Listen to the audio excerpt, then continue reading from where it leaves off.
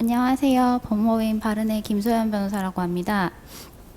저는 기업구조개선 촉진법에 따른 워크아웃 절차와 그다음에 이 워크아웃 절차로 인해서 시공사 교체가 이루어지는 경우에 여러 당사자들에게 발생할 수 있는 재반 리스크에 대해서 말씀드리도록 하겠습니다. 먼저 기업구조 개선 촉진법에 의한 워크아웃 절차, 재반 절차에 대해서 설명드리도록 하겠습니다.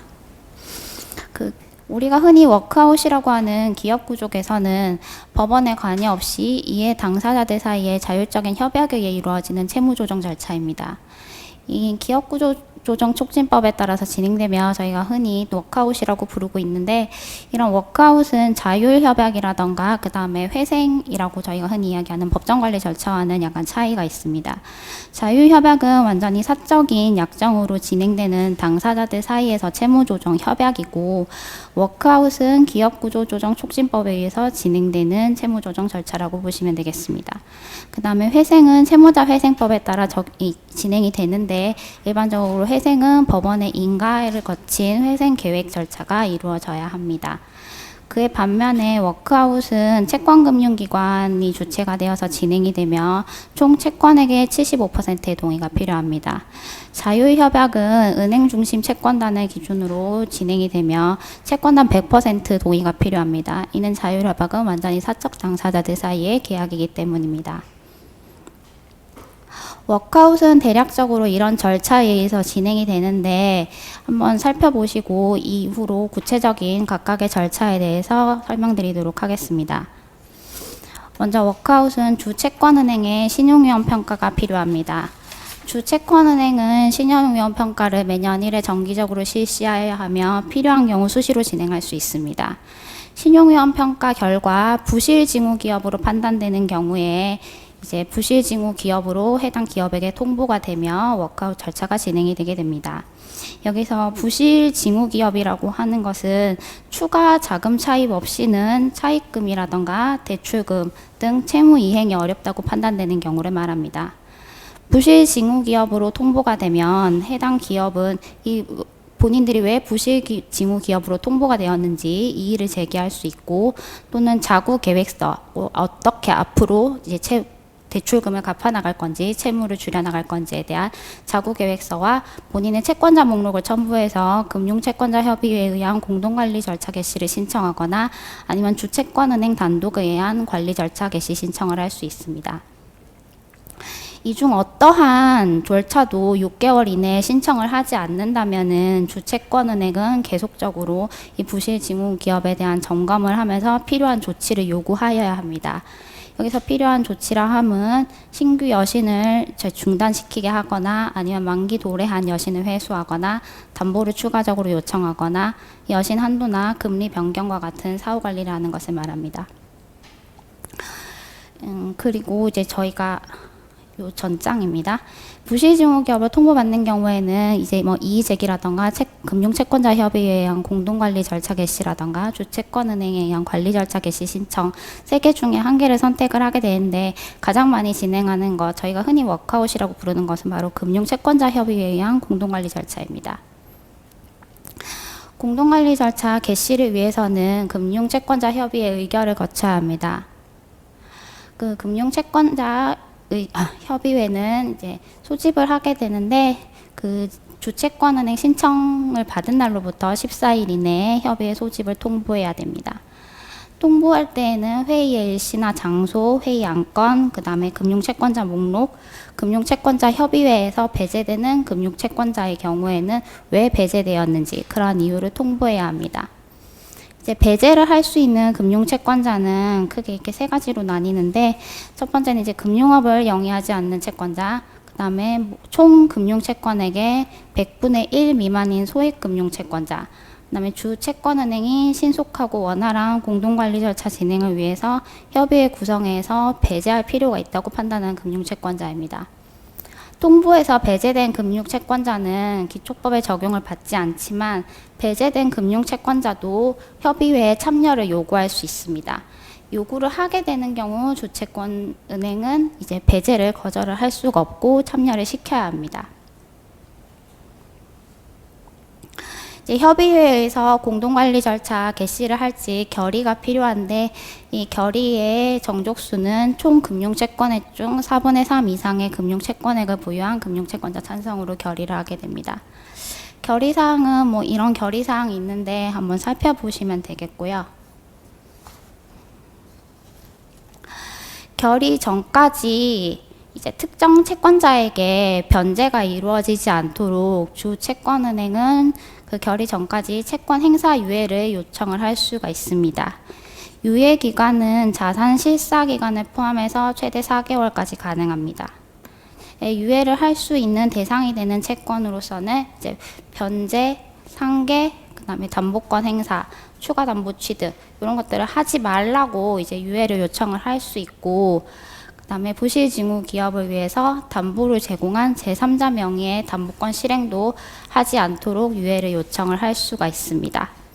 또한 신탁 부동산에 대한 공매 처분도 유예를 요청할 수가 있기 때문에 이 부분은 유의를 하셔야겠습니다.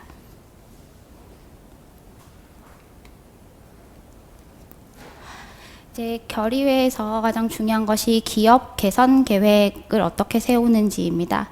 이 기업 개선 계획은 뭐 쉽게 말하자면은 어떻게 돈을 갚아 나갈 것인가, 어떻게 갚을 수 있는 돈을 재원을 마련할 것인가에 대한 내용입니다. 이 공동관리 절차가 개시되는 경우 기업 개선 계획은 주 채권은행이 작성을 해서 금융채권자 협의회에 제출해야 됩니다. 뭐 공평한 손실분담 방안이 포함되어야 된다고 하는데, 뭐 이 부분은 결국 이제 그 대주주의 사재를 통한 지원, 요 부분이 조금 문제가 됩니다.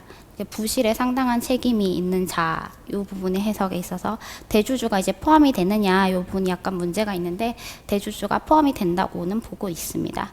실무상 자산의 매각, 그다음에 계열 회사 등에 대한 대여금의 회수, 뭐 대주주 사재를 통한 지원, 인원 감축을 포함한 비용의 절감, 이런 내용들이 기업 개선 계획에 포함이 됩니다. 그 채권 행사 유예 기간 내에 채권자 협의회에서 기업 개선 계획을 결의를 해야 합니다. 기업 개선 계획에서는 채무 조정 내용이 포함이 될 수 있는데, 채무 조정이라 함은 상환기일의 연장, 그다음에 원리금, 대출금이라던가 이자율의 감면, 그다음에 출자 전환, 이런 것들이 채무 조정에 포함이 됩니다. 출자 전환이라 함은 채권을 이제 주식으로 전환을 하는 것인데, 뭐 예컨대 뭐 채권액 1주당 채권액 뭐 5,000원, 1주당 뭐 채권액 10,000원 이렇게 소멸을 하게 된다. 이렇게 정해서 채권자들이 그 소멸되는 채권액만큼 주식을 가져가게 되는 것을 말합니다. 채무 조정을 하게 되면은 특히나 원리금 감면이라던가 출자 전환과 같이 이런 경우에는 이제 원금이 감액되거나 소멸되는 결과가 발생을 하는데, 이 주채무가 소멸되게 되는 경우에 보증채무의 부종성에 의해서 보증채무 역시 감액이 되고, 이는 출자 전환의 경우에도 마찬가지이기 때문에 이런 채무 조정에 의해서 주채무가 소멸되거나 감액되는 경우 그 동일하게 보증인이나 연대 채무자들에게 대해서도 주채무 전액을 청구할 수 없다는 점을 유의하셔야겠습니다. 그 다음 기업 개선 계획 중에 신규 신용공여에 대한 내용을 말씀드리도록 하겠습니다. 뭐 신용공여라면 다들 아시겠지만은 뭐 대출 대여, 뭐 시설 대여, 뭐 지급 보증, 뭐 이런 것들을 말합니다. 마찬가지로 협의회 의결에 따라서 신규 신용공여가 가능한데, 기존 신용공여 조건 변경, 그러니까 대출 조건 변경은 신규 신용공여에 해당하지 않습니다. 이 신규 신용공여를 결정을 하게 되는 경우에는 모든 금융채권자가 채권액에 비례해서 신용공여를 해야 합니다.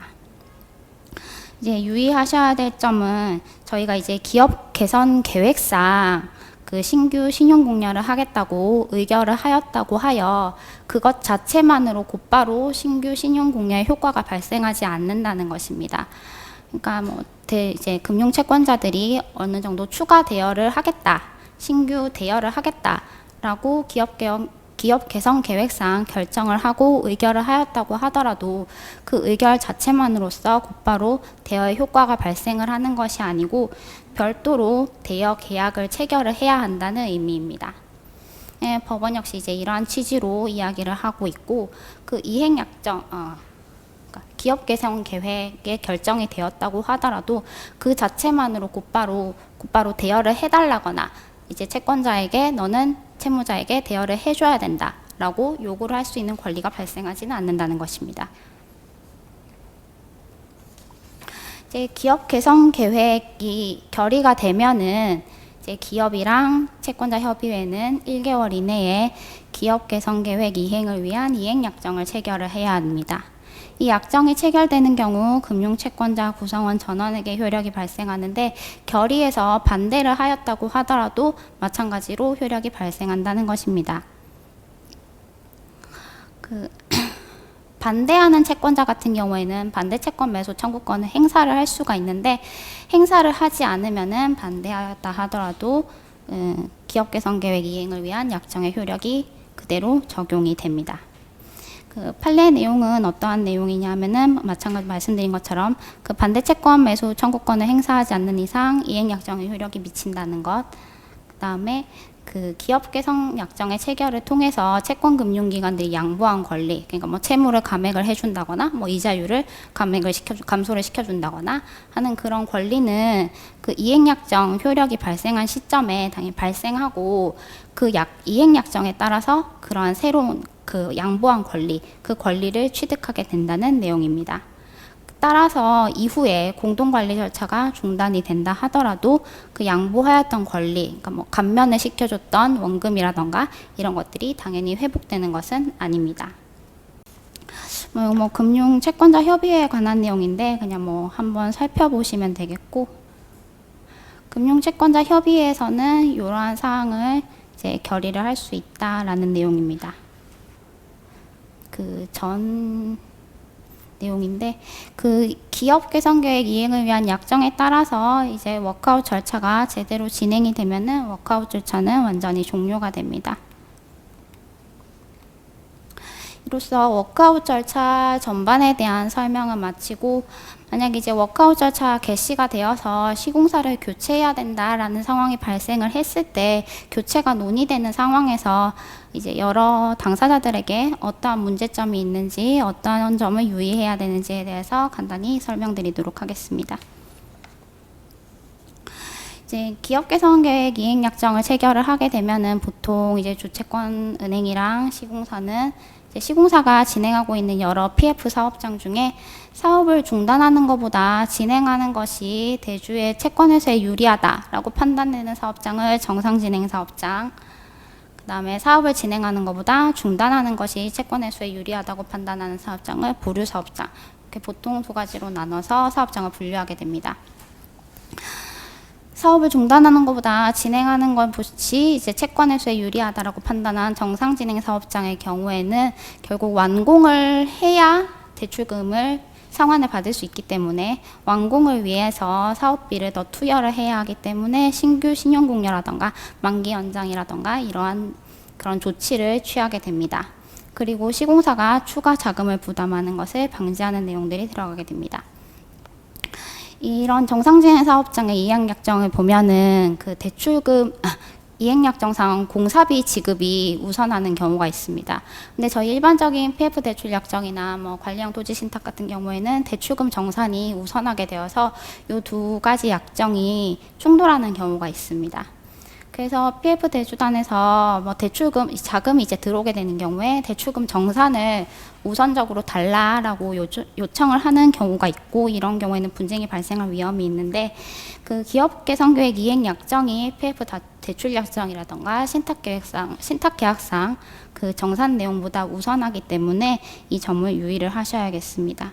만약에 PF 대주가 이행 약정을 위반하고 대출금 정산을 우선적으로 요구하는 경우에는 해당 PF 대주가 손해배상이라던가 위약금 지급을 해야 되는 의무가 발생할 수 있기 때문에 이 점을 유의를 하셔야겠습니다. 그 보류 사업장 같은 경우에는 중단하는 것이 좀 더 채권 회수에 유리하다라고 판단이 되는 사업장으로서 시공사 교체나 사업장 매각 등을 진행을 하게 됩니다. 근데 이 시공사 교체나 사업장 매각을 하기 위해서 시공사가 자금 보충이라던가 뭐 채무 보증, 후순위 대여와 같이 신용공여를 제공한 경우 이러한 신용공여를 해소하는 것을 조건으로 시공사 교체, 사업장 매각이 승인이 되는 경우가 대부분입니다. 네, 이를 해소하기 위해서는 추가적인 리파이낸싱이라든가 추가적인 자금 투입이 불가피하기 때문에 되게 쉽게 진행이 되지 않고 결국 사업이 계속 진행이 되지 않고 표류가 되는 그런 상황이 대부분 발생하게 됩니다. 이러한 경우에는 채권자 협의회에서 좀 과감하게 시공사 채무보증이라든가 후순위 대여 해소 이런 전제 조건들을 좀 빼는 제외를 하고 쉽게 사업장을 매각할 수 있도록 하는 방안을 좀 고려를 해보시는 게 좋겠습니다. 그 다음에 시공사가 지급정지라던가 워크아웃, 파산, 회생 절차 개시 이런 것들을 공사도급계약 해제 사유로 정하는 경우가 대부분입니다. 이런 공사도급계약 해제 사유를 저희가 도산 해지 조항이라고 하는데 이런 도산 해지 조항은 원칙적으로 유효하기 때문에 공사도급계약 해제 자체는 가능합니다. 쉽지는 않습니다. 그리고 일반적인 PF 대출 약정에서 워크아웃 개시는 유치권 포기 사유에 해당이 됩니다. 따라서 이제 시공사가 유치권을 행사할 수는 없는데 시공사가 유치권을 포기를 하더라도 하도급업자가 유치권 행사가 가능하기 때문에 하도급업자의 이제 하도급 대금을 직부를 함으로써 하도급업자가 유치권 행사를 할 수 없도록 좀 방어를 하는 방안도 생각을 해보셔야 합니다.